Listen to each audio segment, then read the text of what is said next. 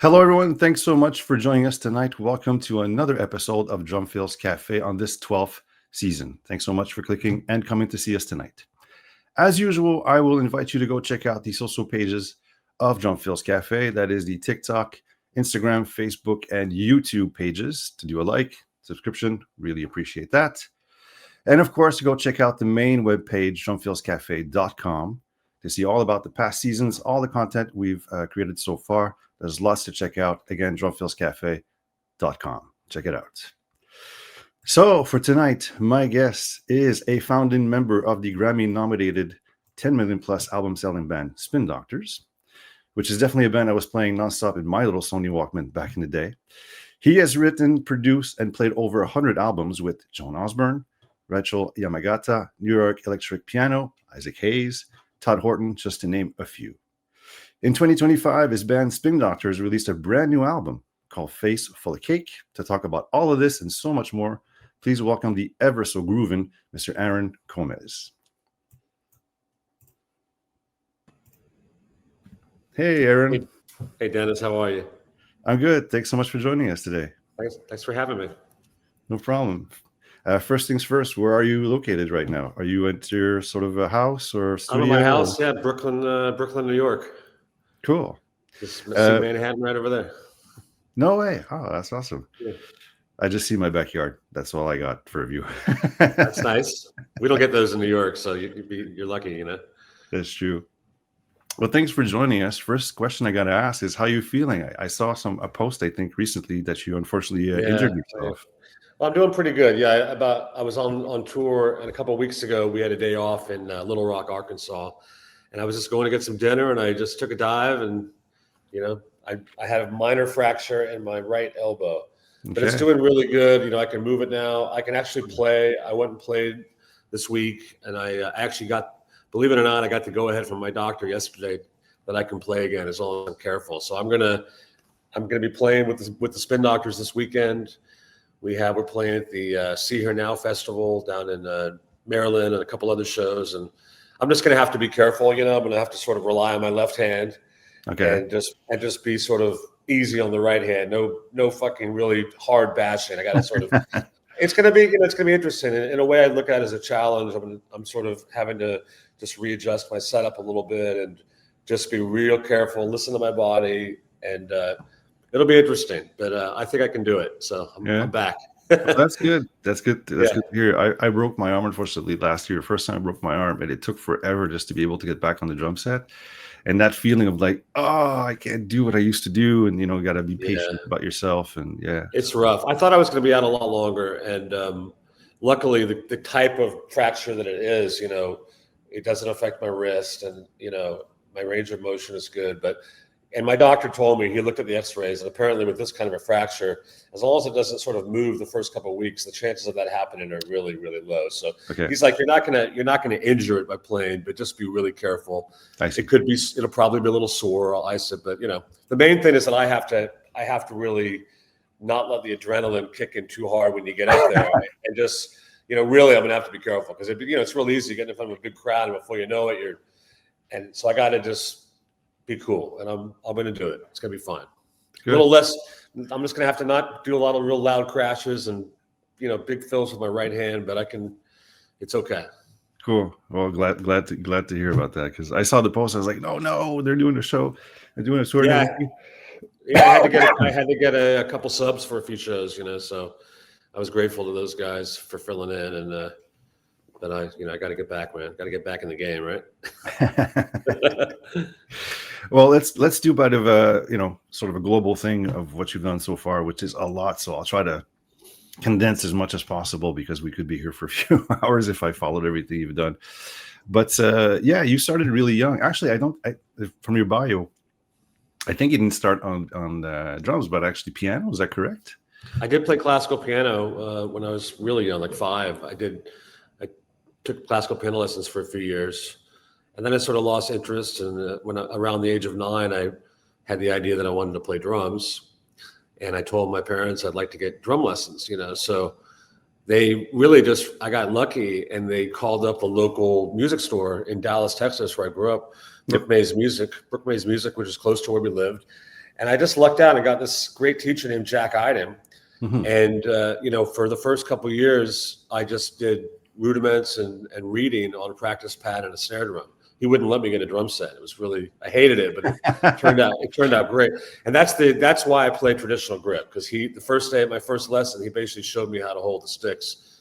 And the right hand, he was like, hold it like a hammer. That was real easy. Mm-hmm. And then the left hand, when you're a kid, you're like, what is this? It felt so weird, but yeah, that's it. I stuck with it. And he was great. I was really lucky to have a lot of great teachers. Right after that, when I was about 11, I hooked up with Rick Latham, who I actually just met yesterday in New York. I hadn't seen him in I put a post up.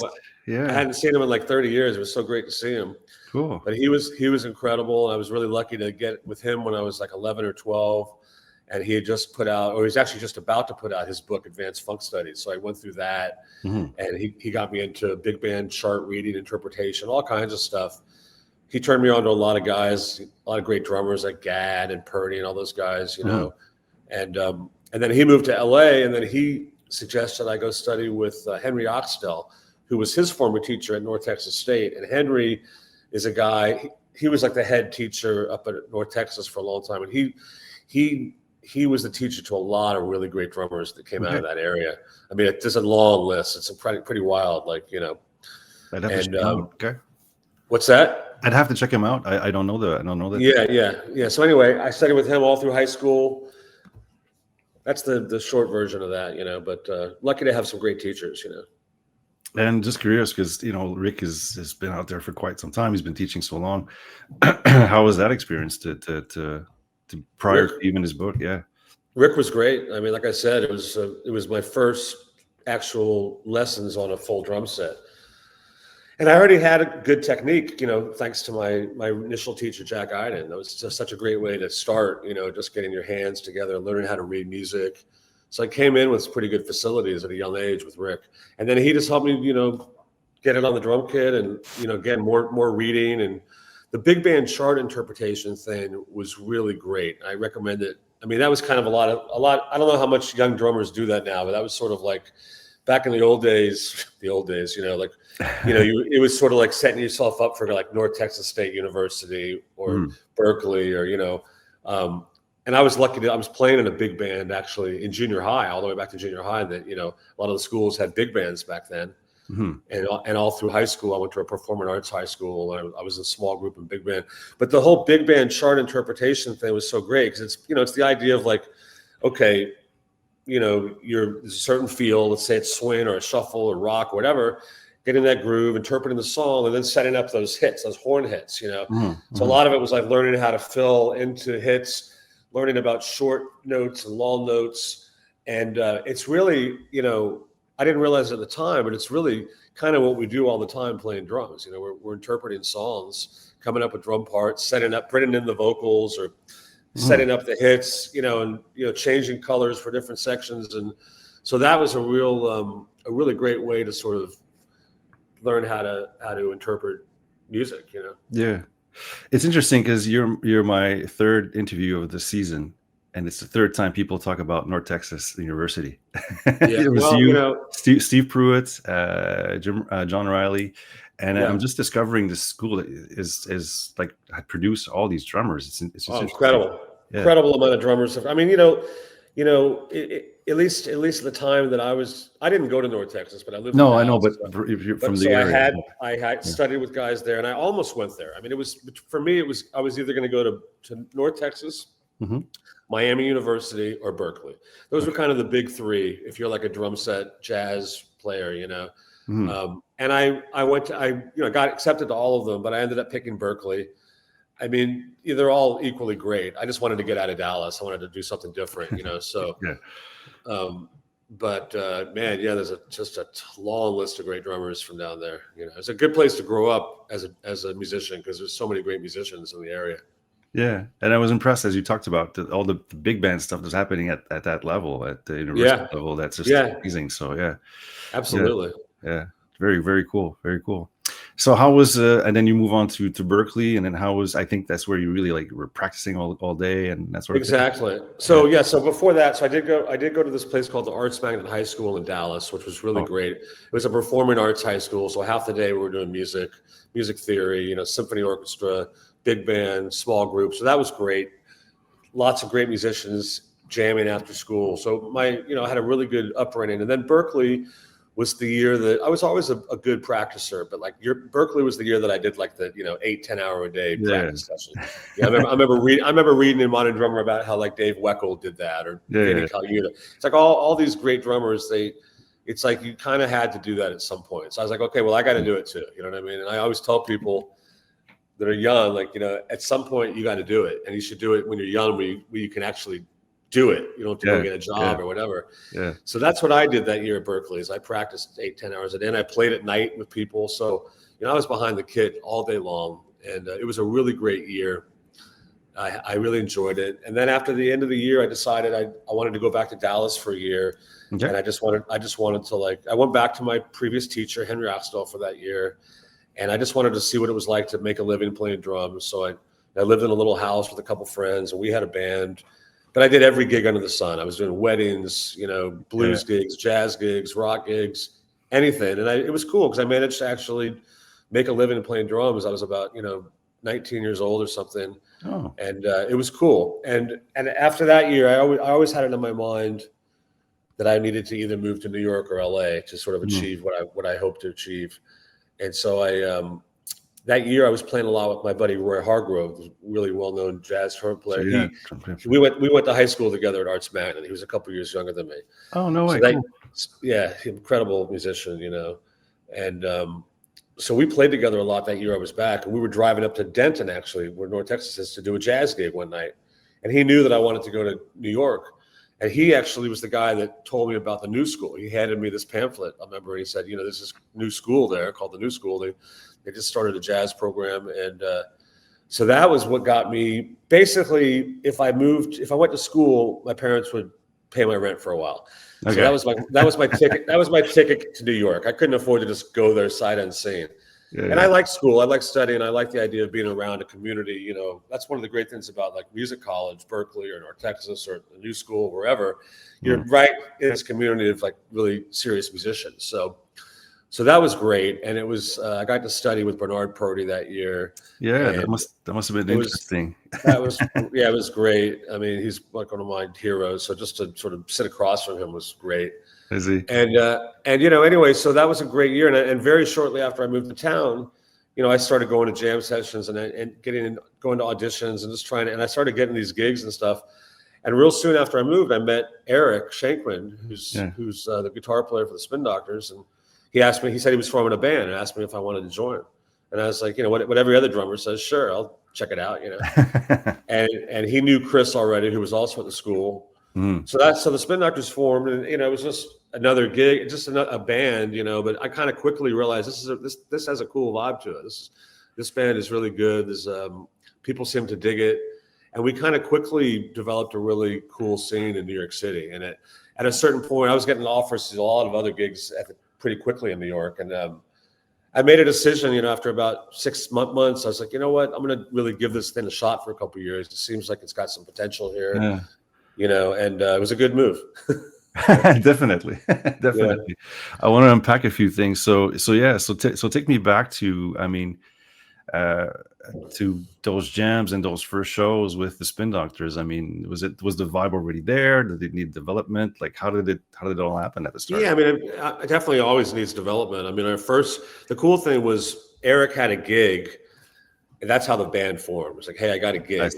Let's put a band together and put a set together. So that was really great. So we had this immediately goal. Okay, we got a month to get together like a show, and we had some originals already, and then we did some covers, and we stretched out a lot, which was cool. Yeah. And the first show we had was a bigger band. It was the three of us. We had a different bass player. John Popper from Blues Traveler played with us. He's always been sort of an honorary member. Yeah. He was at the New School as well.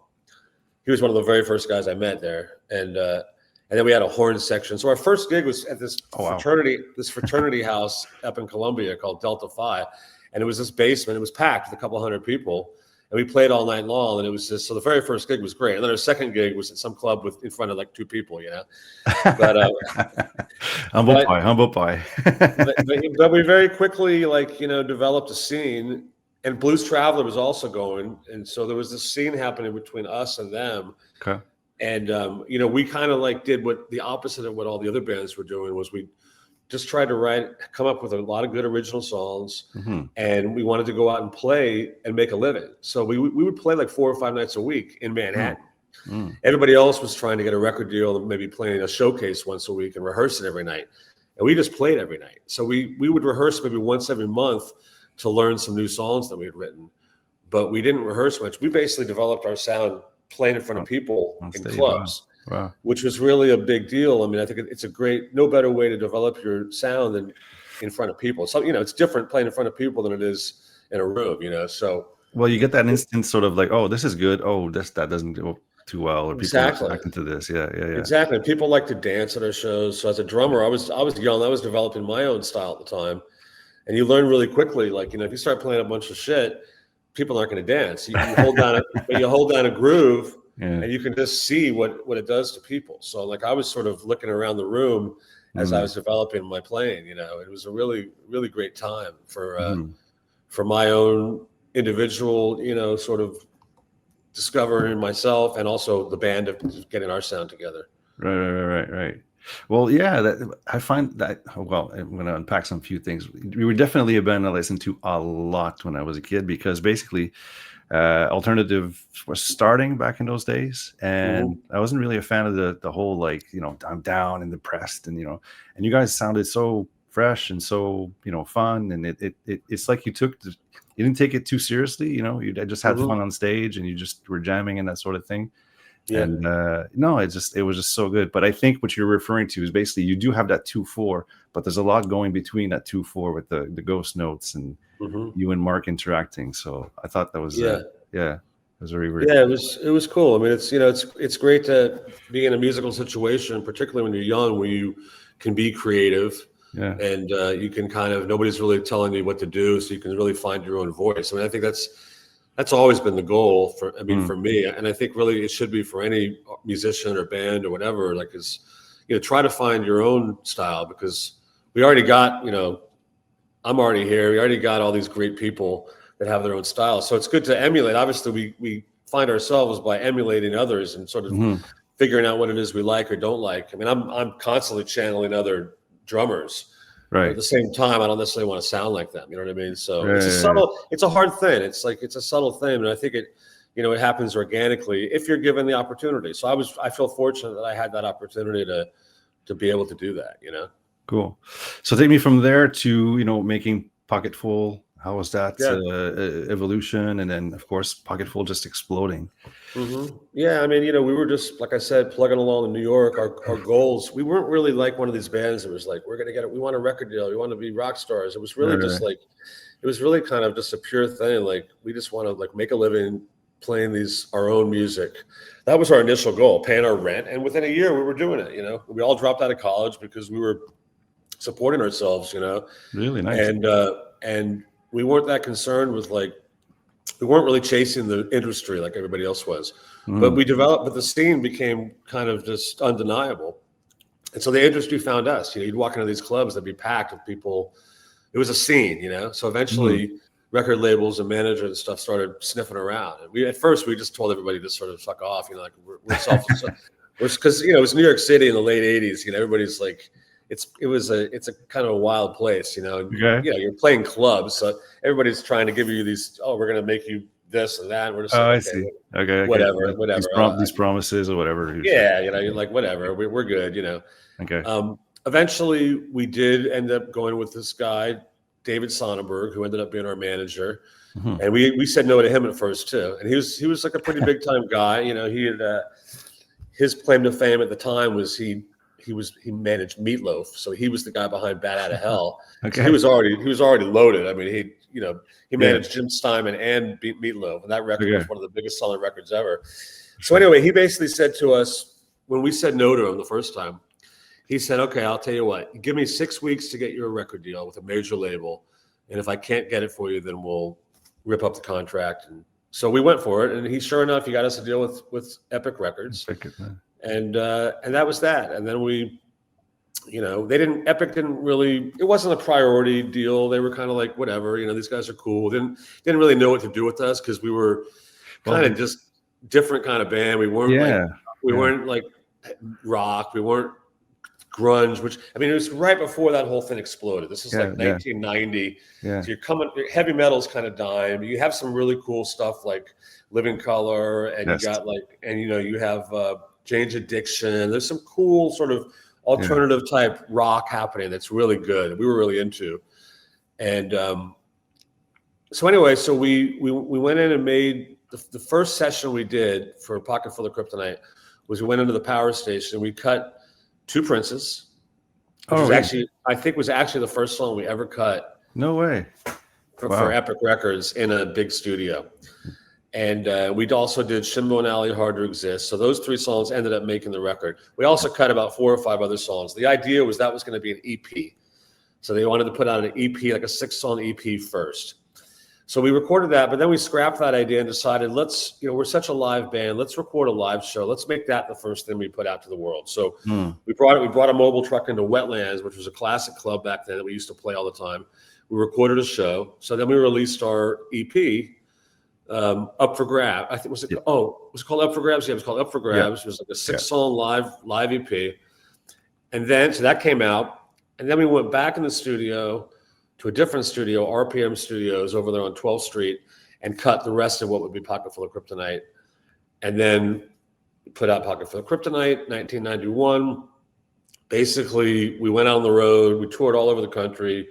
Nothing really happened with the record. It actually, I shouldn't say nothing happened because it ended up selling about 50,000 copies, which by today's standard is a lot. And that was just based on our touring because Epic Records was doing nothing at all. Oh, no promos, no nothing, really. Very little. And they were putting what's funny is a week before our record came out, Nirvana Nevermind came out. So Nirvana, and that was really the thing that changed the music industry. It was really good for us because all of a sudden, rock was huge again. And that's the thing that opened up the door for what became of the 90s. It was a really, really good period in rock. So Pearl Jam, who was also on Epic, was the band that was getting all the attention from Epic. So everywhere we would go, we'd see Pearl Jam. They were blowing up. Yep. Our record, we couldn't even find it in the store. We'd go to the stores, there'd be Pearl Jam everywhere. We'd be calling our manager, what the fuck's going on here, So finally, a year later, we had a meeting with Epic Records, all the band members, management, and Epic was like, okay, this record's done. Come back off the road and make another record. And we were like, well, you know what? We're like totally self-sufficient. We're not taking any of your money. We're doing really well on the road. We're packing clubs all around the country. We've sold 50,000 records. Why don't you guys just release a song? We see Jimmy Olsen Blues, Two Princes, Little Miss Kept Me Wrong. These people seem to really like these songs.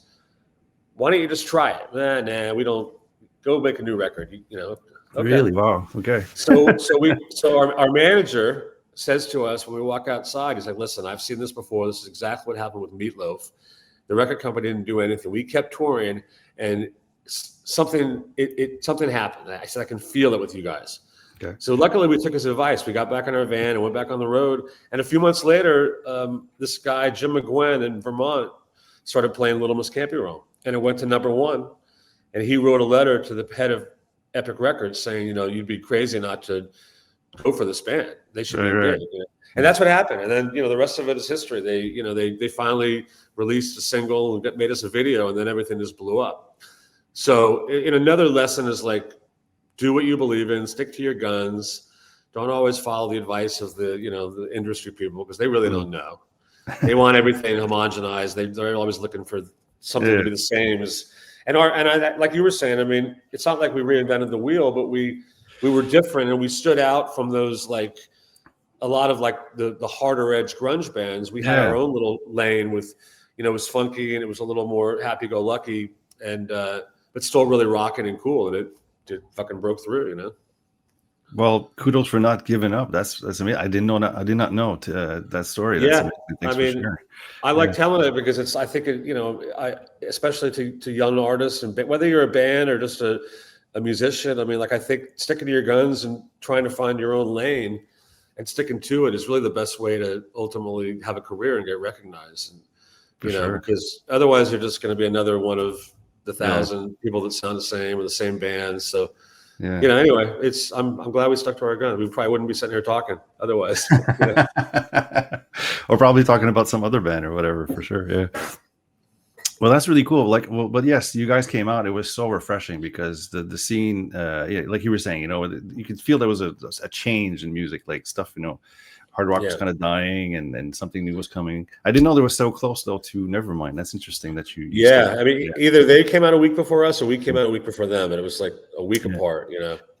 But And that was it. That was a big moment in music for sure. yeah.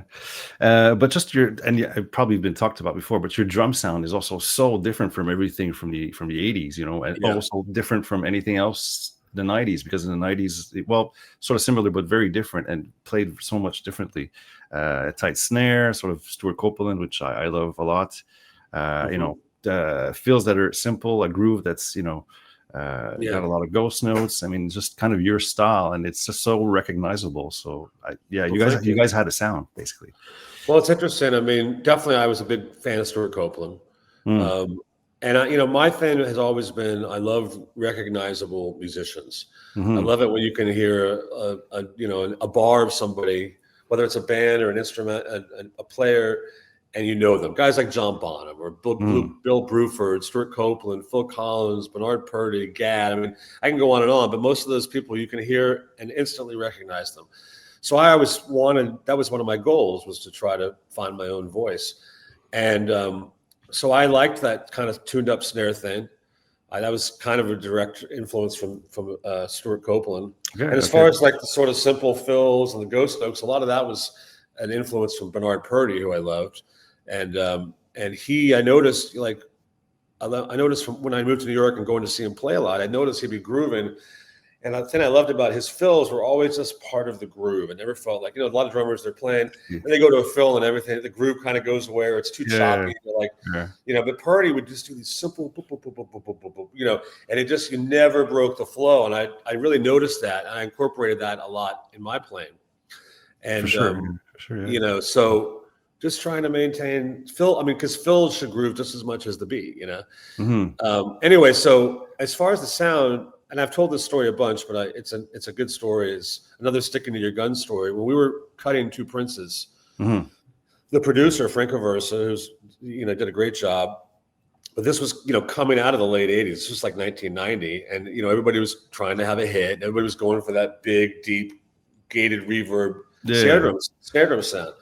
And I didn't want that, So they tried to get me to play like a big Ludwig. I had my Brady's set up and everything was all tuned up how I like it. And they, this lasted like half of a day. They tried to get me to play a big, deep Ludwig snare drum. like a 6.5 or whatever. Or Yeah, something. like that, just that big, and nothing wrong with that. Yeah, And, but it just was like, this is not the sound we want. This right.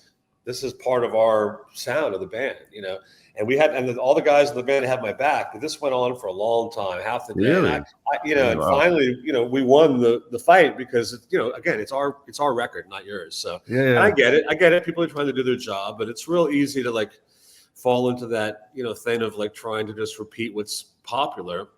And to me, you always want to try to move forward and come up with something new, something that's what's going to ultimately rise to the top, Yeah, sure. and I mean, you know what I mean? So luckily, again, we stuck to our guns, and I mean, I don't know what would have happened with Two Princes if I had a big Ludwig snare drum on it. I mean, That would be.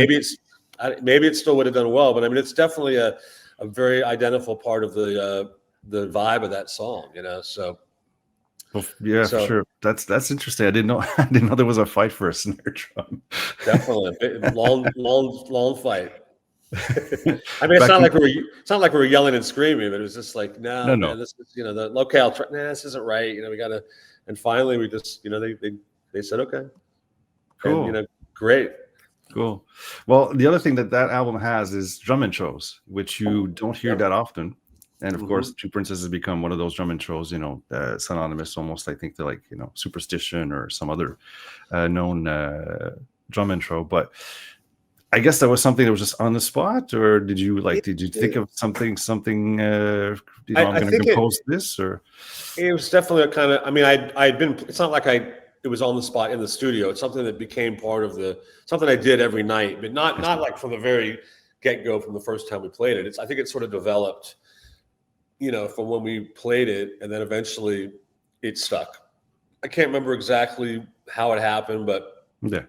I remember I've just always liked, doing drum intros, or maybe instead of counting off a song, just a little thing, and so both Little Miss and Two Princes had those things, and but the Two Princes thing, I think about it sometimes, like, what exactly is it?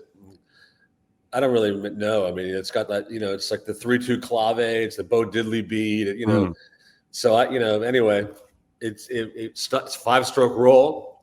I mean, that's definitely, there's that, because like that's one of the first things I learned as a kid from my doing rudiments. Was a 5-stroke roll. So it's very much my rudimentary background coming out for sure. For sure, yeah. But it's so identifiable. You just hear that and already go, oh, I know what this song is, So congrats on that. That's really cool. There's also a Refrigerator Car though that you do. Yeah, well, that's a good one. That one. Yeah, and that one, not only is it drum intro, but it's I think it's a 9/8 or something like this that you're explaining. Yep. Yeah. So that was off the cuff, because we had the intro. And that intro, it's a guitar riff. I actually wrote that guitar riff, the 9/8 riff. So before we recorded it that day, we would just come right in everybody would come in together on the riff. And when we were recording at RPM, I was just sort of messing around before we were going to do it. And I just tried sort of playing the rhythm of the guitar riff on the drums. I remember just doing that. And then Eric was like, that's cool. And then he started playing, kind of half the guitar riff, bringing it in. And then we were just like, we figured it out, and then we just did it. So that was something that literally happened 5 minutes before we recorded the song. No way! Wow. In the studio, and then of course it stuck, and it ended up being this really cool intro. Yeah, very cool. Yeah, no, and it's it sounds so. You make it sound that it doesn't sound like it's an odd time meter, if you will. You make it sound that it's sort of flowing. So yeah, well, I love odd times. I mean, I do a lot of them, like in my own band. I have my own sort of solo thing, and I do a lot of odd times, but I often compose stuff with odd times. I don't think about, I'm going to write in 9 or I'm going to write in 5. It's just something I like, but I always try to make it feel natural. To me, they feel natural, so I like it when the way you, rhythmically play them in a way that it feels pretty natural. So that's just the way I hear it, Well, there's some very memorable moments, of course. I think there's not a bad song on it. There's a lot of stuff that's super cool. I was listening to Home Bailey Groove so much because it was live. It was just you guys having fun.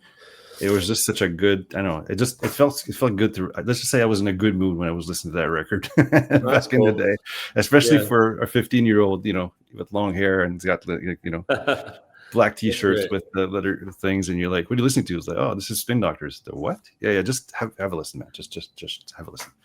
So that's cool, man. And then of course everything happened to Explode. How does that happen? The success that happens to you guys. I mean, I don't think you guys went to your heads. I think you just plowed on and just made music basically. But how did you process all that? Like I said, I mean, it just, after we'd already been touring for a couple of years, and so we kind of built up a pretty strong following before the thing really blew up. So, but then, once the Epic Records took a hold, and it goes on MTV and the radio, things changed real quick. So at that point, it really did quickly, and it blew up, I think, beyond anything we would have ever sort of imagined, and then all over Europe and the rest of the world too. So it was wild. I mean, it was a lot of fun. I mean, it's like a dream come true. You're traveling around the world and playing big shows, and it was. I mean, listen, man. It was what I always kind of dreamed. I mean, I shouldn't say it was what I always dreamed of. I always dreamed of being a professional musician. That was always my goal. Okay. From a very young age, I knew I was going to be a professional musician. In fact, I remember one time I used to take a bus to school in the 7th grade, junior high school. and my friend Ralph Time, who was a year older than me, also a drummer. We were walking out the bus going to school, and he looked at me and he said, "What do you want to? You know what you want to do when you grow up?" And I looked him in the eye. I said, "Yeah, I'm going to be a professional drummer." And he kind of looked at me like, wow, And I remember thinking, like, when I said it, I was like, I meant it. It wasn't even a question in my mind. It wasn't like I was some little kid thinking, "Oh, I'm going to be a rock star. I'm going to," I was like, "I'm going to be a professional musician." I didn't care. I didn't know what that meant yet, but I mean, so like when I moved to New York, I really. It could have gone any direction for me. I could have been a jazz, made a living playing jazz, or been just gone full force into studio work as a hired gun, or in a band. I mean, because all my favorite musicians were all those different guys. I love John Bonham equally to Steve Gadd, equally to Elvin Jones. So those were all my influences, and it ended up at least back then being a guy in a band. So, but yeah, it was amazing, to have that, and I'm grateful that all these years later we still have the group, and it's a blast. That's another thing, because bands don't usually don't last. If you the bands that do last, they're few and far between. Yeah, it's tough. I mean, we've had our years, ups and downs, and personal differences, but I mean, to have it going strong now is, you get a little older, you still have something, and as a professional musician, you really appreciate that. You don't have to always chase a gig around or something. I got my band, and everybody sounds great. If the band is playing really well, if we didn't, I wouldn't want to be part of it if we were like half-assed. I don't care about just going out and collecting a check. It's gotta be on a high level, or else I'm out.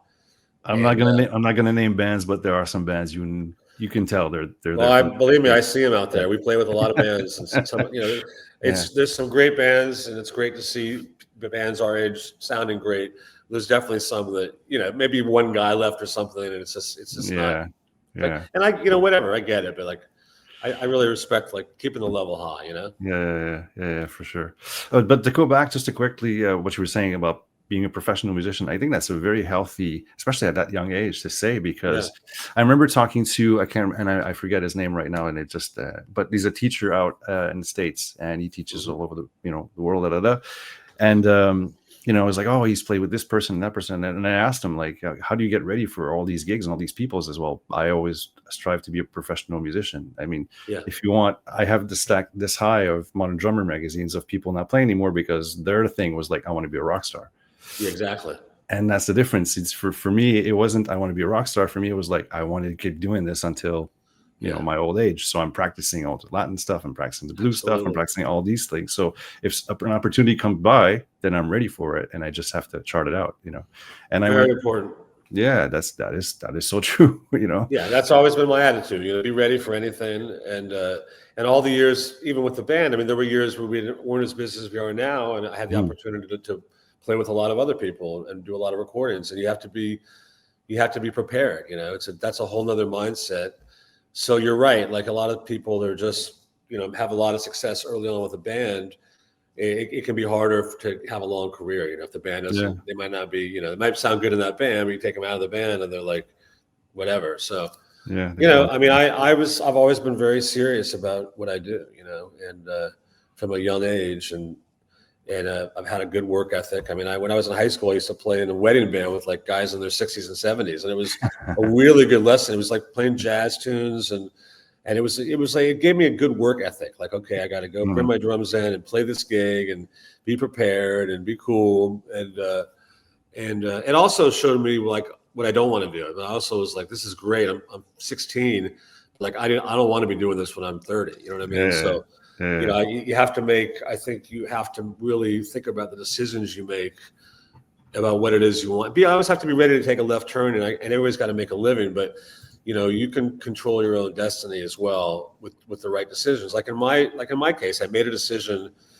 I'm going to give the Spin Doctors like a couple years and see what happens. And it worked out, And I think when you're young, you can afford to do that. When you don't need a lot of money, you might not have a family, and it gets to a certain point where reality sets in, and you're going to have to go do that gig. And there's nothing wrong with playing in the top 40 band of the wedding. That's all great, whatever.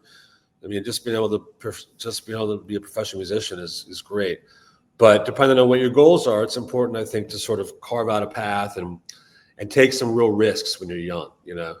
Yeah, because like you say, you got time and not that many responsibilities. If it Exactly. doesn't pan out, then that's okay. You don't have Exactly. a house to pay or whatever. So Yeah. yeah, All the best stuff happens when you take a risk. yeah, You don't want to play it safe when you're young. Go for it while you can, sure. because then eventually reality kicks in. Yeah, yeah, for sure. Well, let's talk about the other stuff. We'll come back to the album that you're touring now, but I wanted to go dive into the other stuff that you've done as a contributor or solo artist. Hmm. So, of course, you got like 100 people from your list. I had to pick and choose, but the ones that I picked and choose was New York Electric Piano Hmm. that you've played with, and you've done some stuff, very interesting stuff. Honestly, I went to listen to it this week. Yeah. It's kind of Yeah. cool. Yeah. You kind of explore even more, kind of play with the time, do some some fills during choruses or whatever. So, talk to me about that band and playing with those. Yeah. New York Electric Piano is a band that is not really currently going, but that went for maybe 15 years.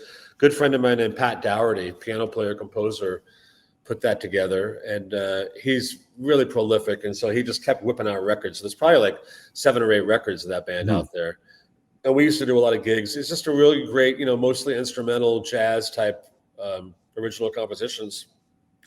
Electric piano, drums, and bass mostly. A couple records were expanded, and yeah, you definitely get to see another side of my drumming, my more sort of jazzy side. Mhm. Really, really great, really fun stuff. And I mean, is that? I mean, I imagine that's fun for you to go sort of like go a bit more left field and explore. And I imagine Oh that the yeah, recordings are all done sort of on the spot sort of thing, of course. yeah. Yeah, I mean, I've always been a big part of my influence is jazz and improvisation, and so I love the opportunity to do that kind of stuff. It's similar to my own recordings that I've made, and I have my own band that plays around, which is all instrumental compositions with a lot of improvisation and a lot of room to explore and go left field, and Mhm. I'm a big fan of that. I mean, I love being able to just sort of do that. So and again, it's like anything, interpreting music, like we were talking about, knowing what to play for the music you're playing. You can't do that if you go and do that kind of playing and some kind of singer-songwriter thing. They're going to throw you off the bandstand. Yeah. And in the right context, that's a very musical thing. I mean, Mhm. to me, it's not about like how simple or how busy or how. It's just about playing the music, making it honest and real. And like Mhm. some of the best music is real busy. Like and some of the stuff I do in my own group is busy, but it's not like I try to like. I want it to feel organic and real. Like Elvin Jones or Tony Williams to me are perfect examples of music that, I mean, those guys are playing all kinds of shit. It's Yeah. super technical and it's super busy, but it just is so organic and so great. You're never thinking like, oh, he's overplaying. You're just thinking this is amazing. You know what I mean? But then sometimes you hear some music and it just feels like, okay, the guy's just trying to play what he practiced, or it sounds like it's Sure. fancy and it's chops, but there's nothing musical about this. So Mhm. for me, it's all about being musical and honest and truthful. It doesn't matter if you're playing a million notes or one note. It's just got to be real. You know what I mean? Yeah. That's what I always strive for when I play.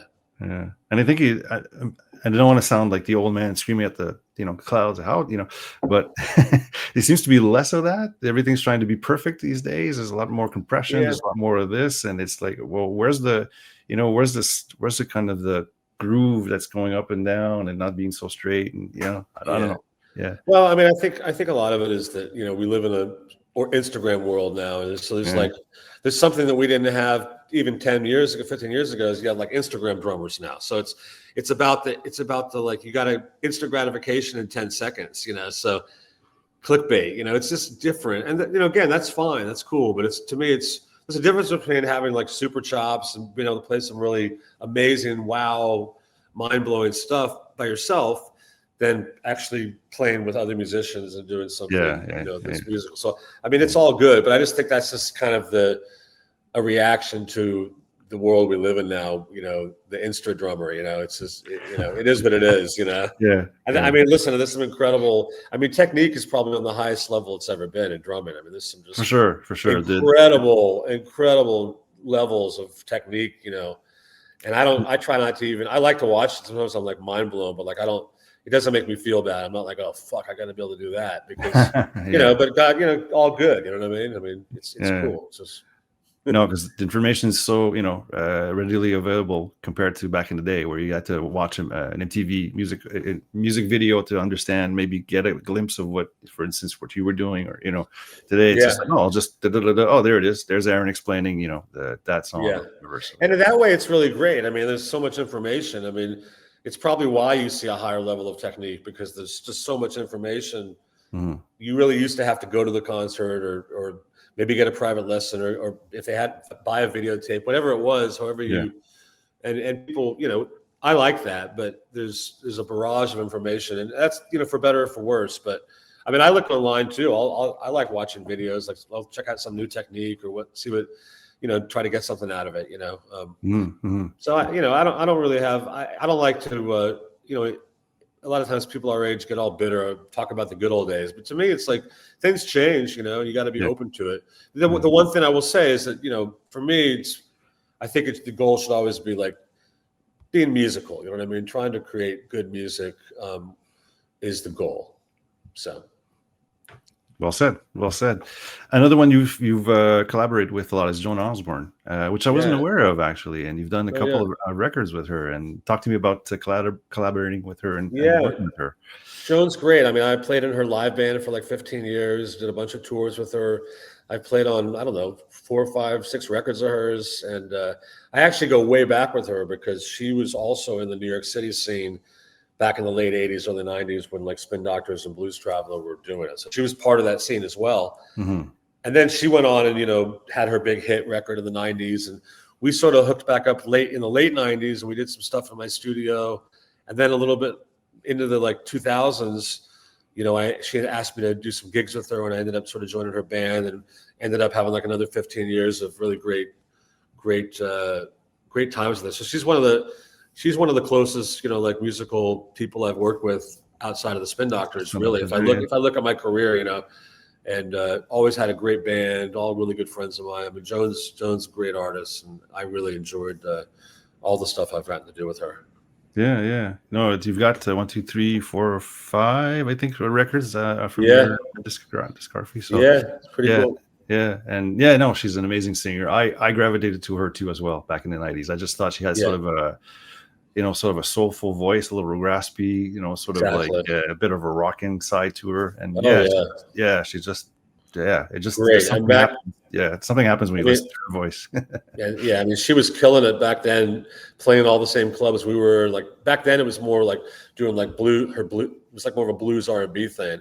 Okay. Just killing it, really, just amazing. And then she got her record deal, and actually had the same manager we did, David Sonnenberg. Okay. And made that record Relish, which is just an incredible record. I mean, all her records are great, but Relish was like, it's not surprising that it did so well. It was just a really unique thing when it came out. Really good. So go check out those records. I implore people to go check out those records with Aaron, because they're really good. Really good. Yeah. And another one I picked out quickly was, I hope to say this correctly, Rachael Yamagata. Rachael Yamagata, she's amazing. Yeah. Another one of my favorites that I've worked with. I've played on 3 of her records, did a little touring with her. I still am in touch with her. She lives up in Woodstock. She's an incredible artist. And I listened to Appenstance last night, and wow. Appenstance, what a great record. I'm on about half that record. I'm not on the whole thing. I'm on about half of it, but there's some incredible tracks on that. And she's just a great singer-songwriter. I mean, it should have been bigger. I mean, she's got a really nice following. She did really well with those records, but it should have been like massive. I mean, I think she, it's definitely one of my favorite people I've worked with. I love her. No, it's really cool stuff, honestly. And I'm not just saying that. Honestly, I was listening to it and was like, oh, wow, what is this? How come I don't know about her more than this? So on the EP Happenstance and Tightrope Walker, I think you're also on a couple songs on that one. That's a great one. She has a new one, Starlight Academy, Alchemy. Sorry, that's coming. Are you on that one? I'm not on the latest one, but I think her record just came out. A new one just came out, or is about to come out. I highly recommend checking her out. She's great. I definitely will. So again, Rachael Yamagata, you guys can check her out. Very, very cool.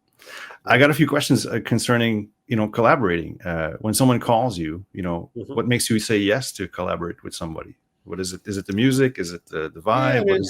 I mean, a lot of times it's like, well, sometimes it's just songwriters or artists that are going to the studio, and a lot of times it's producers will call me. Hey, I got it producing this record. Can you come play on it? And I say, as long as I'm around, I say yes to everything, unless it's just like, horrible. But most of the people I work with are good, and I trust the producers that call me. If they're calling me, it's going to be something cool, So, I mean, I do a lot of these records. That some you might hear of them, some you don't, and I love recording. I love going in and working with people like that. And so, yeah, I mean, it's rare that I say no to something unless it's just horrible, but usually that's not the case.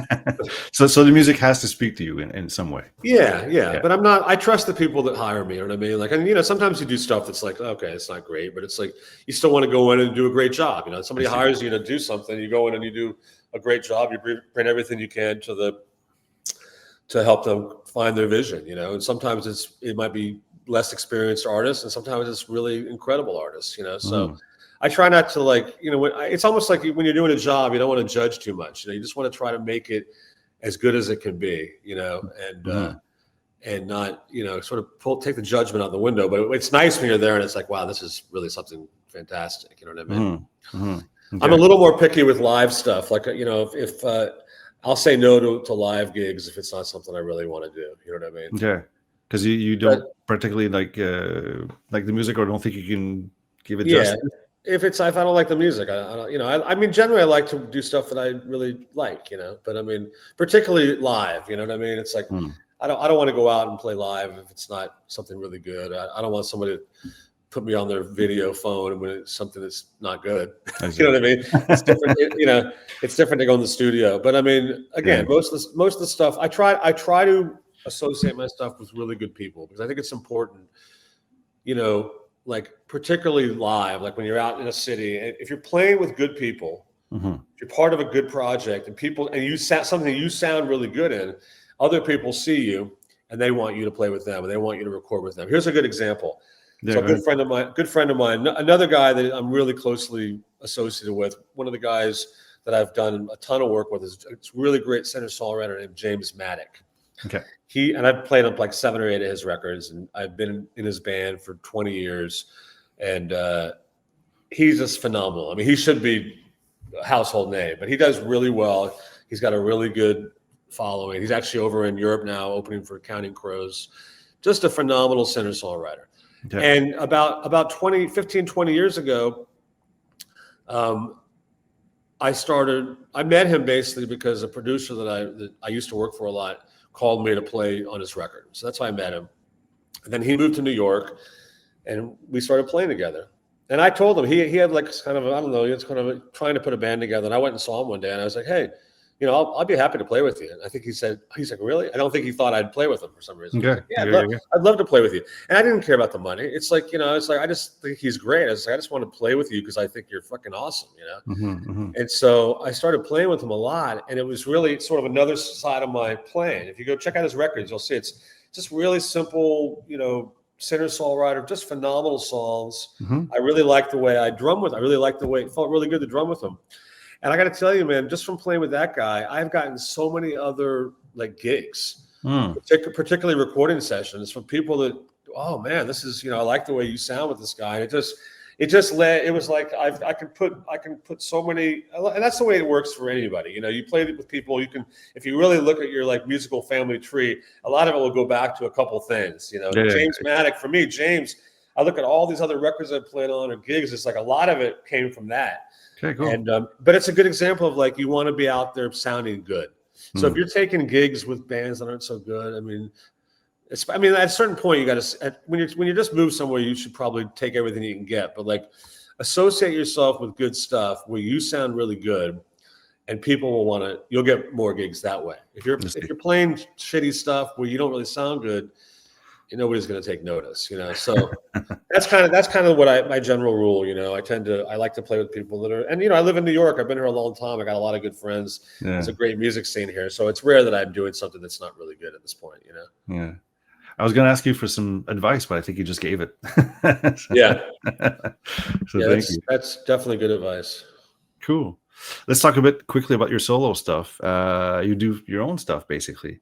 What's Yeah. the difference between doing your solo stuff versus Spin Doctors? Do you get to explore more? Is it, of course, because you're multi-instrumentalist, you play guitar, is it that sort of I need to create my own whatever ideas I have? What is it? What is Yeah. it that it gives you to do a solo thing?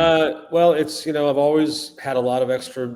I've always composed music on guitar, so I've always had a lot of sort of instrumental stuff sitting around. Maybe stuff that wasn't right to put lyrics to with Chris for the Spin Doctors. Mhm. And so in 2006, I decided I want to put a record together. I got this material, and so I did my first record. Then I hired Tony Levin, incredible bassist. Yeah, I saw And, that. I was like, wow. yep, amazing. And Bill Dillon, who's a great guitar player from Canada. Oh, And I met Bill on a session in the '90s with Mark Cohn, mm. and we were on a few records over the years together. And I just always loved his style, very atmospheric, very unique style. So when it came time to make that record, I called him. So that was great. And then I put a band together in New York with my friends Teddy Kumpel and Rich Hammond, amazing. And we've made a bunch of records together. So I've got 4 studio records, and we play live every month or two. I play live in New York City with those guys. And to me, it's kind of like the most, I mean, if you want to put one thing that's like all me, or Mhm. like just something, that's probably the most me of anything, because it's Okay. it's my compositions. It's sort Yeah. of my concept. I really stretch out, but in an organic way. Mhm. And the records are really, really great. And if you see us live, it's that plus like a lot of, we really take it out and sort of stretch out on the songs live. Nice. But I love it. It's one of my favorite things to do, and it's just been a really great experience. I went to listen to Sculptures, the latest one you did, I think 2018, and It's been a yeah, while, yeah. yeah, That's it's a been a cool while, one. but it's actually good. It's really nice. And again, Yeah, I'm thank not you. saying I'm just saying this. It's really nice. You're really stretching out at times, Yeah, like you say, I still follow you. I still sense where you're at as you're doing yeah. whatever you're doing. Yeah, Thank yeah, you. yeah. I felt like it was some sort of a jazzy. Sometimes you do a bit of a sort of a dance feel to it. Sometimes it's really Right. jazzy sort of stuff to the drumming, and yeah, it's nice to see you stretch out basically. Thank you. Yeah, so go check it out. I implore people to go check it out. The Yeah, I got Sculpture. 4. Yeah, Yeah, there's 4 of them. There's the first one, Catskills Cry. Then there's yep. Beautiful Mistake, Steak. Yeah, Blues for Yous, and Sculptures. Those are the 4 studio records. yeah. And there's some really good clips on YouTube of like live shows where you can really see a stretch out. If you Oh, want to check that nice, out nice, too. Yeah, nice. I go check that out for sure. yeah. There's so much you've done, sir, that I couldn't check it all out in a matter of past 2 Hey, weeks. kudos to them for that. That's cool. So let's get back to Spin Doctors, because you guys are out there with a new record after I Mhm. think 10 years, I think at least of Wow. us. Yeah, I guess so. Face Full of Cake. Talk to me about making that record, going back out there. Yeah, that was great. I mean, you know, we made that sort of during the pandemic. Everything shut down, Mhm. and we started after things sort of got okay. We started getting together in different groups of us and writing some songs, and we came up with a really good batch of material. And we decided to go in. We have a new bass player named Jack Daly, Mhm. who joined during that period, and he has a really great recording studio down in Asbury Park. So the idea was like, let's go into the studio and just cut some demos. Okay. Let's make some nice demos and see where we're at. And it just turned into it just went so well. It was like after a few days, we're like, wow, I think these aren't demos. We're not going to get these any better. This is the record. So it turned Okay. into a record, and it was just sometimes it's when you just go in with no pressure, no expectations, you create the best stuff, and it really feels like a really good. We love the record. It's a really strong record, and so it took a little while to get it out, and it came out on Capitol Records. I guess I don't know 4 or 5 months ago, and Mhm. it's really fun. The songs go over really well at the live shows. We've been touring all summer, and it's been a really cool sort of. You gotta put out a record every now and then. It's different than the old. It's different than the Yeah. old days. Yeah. It's not like you go to radio and MTV, and it's different. But as a band, you still want to. It's part of what you do, and Well, people want well, to hear new yeah, music, and it's great. yeah, and I find that commendable, because most people, I just want to say older bands, I think, quote unquote, are just out there just playing the hits. But in your case, Yeah. you're like, no, we got a new record, and it sounds great. So Yeah. that's really cool that you guys are actually putting out new stuff, and it's just not that, oh, come and see us, and Yeah. You got listen to to do it. I it. mean, you got to stay Yeah. fresh. It keeps you fresh. I mean, we still, of course, play all the hits. Everybody gets to hear everything they want to hear, but Yeah. you still got to fill up a set, and like it's nice to have some new material. Yeah. And what the cool thing is, you figure out what of the new songs really works in the set. Mhm. And so it's that I always feel like in this day and age, like the success of a new record for a band like us is if you can walk away with 2 or 3 songs off a new record that really feel good inside of your set. Yeah. And that's a success. And we Yeah. definitely have that from this record. There's a couple songs like Gorilla. Gorilla, is a yeah. song that it just kills live. I mean, it goes Yeah. over so well. And so that, to come out with a couple things like that, is a nice feeling. I'm curious, what are the other ones from the new record that go over well? I'm curious. Rock and Roll Heaven goes over really well. Yeah, sure. We do that a lot. Boombox we do sometimes goes over well. Cool. We do there's the song that Eric sings. Eric always does one song per night. We've been doing that one a lot. That's great, really rocking. And so we've done them all. Heart of the Highway. I mean, we've played them all. You're not going to go out there and do the whole record every night because people will be like, "What's this?" But we try. we do like at least 3 or 4 of the new songs every night, and it's great. It's cool. Nice. Cool. Yeah. So you're back. You're going to be back on tour. What's coming up for you for the rest of the year besides the Spin Doctors? Is it more recording? Is it more producing? What is it for you? Yeah, I mean, the Spin Doctors have some shows this weekend. We're playing the See Here Now Festival, big festival down in Maryland. Then we have a show in Albany. We have a show in Connecticut. We're doing some more dates with Blues Traveler next month. So we have maybe like another 8 or 9 shows this year, and then I have some recording sessions on the books. With some different artists, and that's it. I'm just trying to heal this arm up too. So I'm kind of like. I'm not overplaying. I had to cancel some shows, even like some local stuff. Even now that I'm going back with the band this weekend, I don't want to overplay. So I'm going to try to just sort of do as far as live stuff, at least for a while. I'm just going to do the spin shows, recording sessions, and try to heal up fully, and then I'll be back full force. But I did have a couple local shows with some other people that I had to just sort of sadly pull the plug on, but I'm good. It's all good. It's for the best, man. It's for the best. I mean, there's argument to whether or not I should really go back so soon, but my doctor gave me, he gave me the go ahead. He's like, you just be careful, listen to your body, and you'll be okay. So I'm just going to be real careful. Next, try to fall on your bum or something that's not useful for for drumming. Yeah. Anyways, well, thanks so much, Aaron. They say don't meet your heroes, but in this case, it was an absolute pleasure, sir. So thanks so much. Well, thanks, Dennis. It's great talking to you, man. Thanks for having me. As a kid who listened to those records, and not just Pocketful, but the other ones afterwards that I really enjoyed. Thanks so much, man. It's been a pleasure, sir. Thanks so much. I appreciate that. As we say in French, bon rétablissement, which means speedy recovery. All the best. Hope to see you on tour. Any Canadian dates by any chance at some point? I'm sure we will. We did quite a few last year. Where are you? You're in Montreal? Montreal, yeah. Montreal. Oh, beautiful, beautiful city. Yeah. I'm sure we'll be up there next year. We were there a few years ago. We'll be back. Definitely want to see. I love it up there. I love Montreal. I love Quebec City. It's just beautiful. Yeah. No, we're lucky. We're lucky. We got this older looking European style to it, and people here just love music. And I'm not preaching for my choir, but we just love music here. Yeah, I know. We always love coming to Canada. The crowds are always great there, and we will definitely see you soon, I'm sure. So hopefully next time we're up, reach out and we'll fix you up at the show.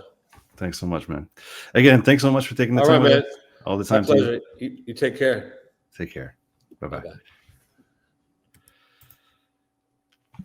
That was our episode for today. Thanks so much for joining in. Check out the next week's episode. Until then, all the best. Thanks so much. Ciao, ciao.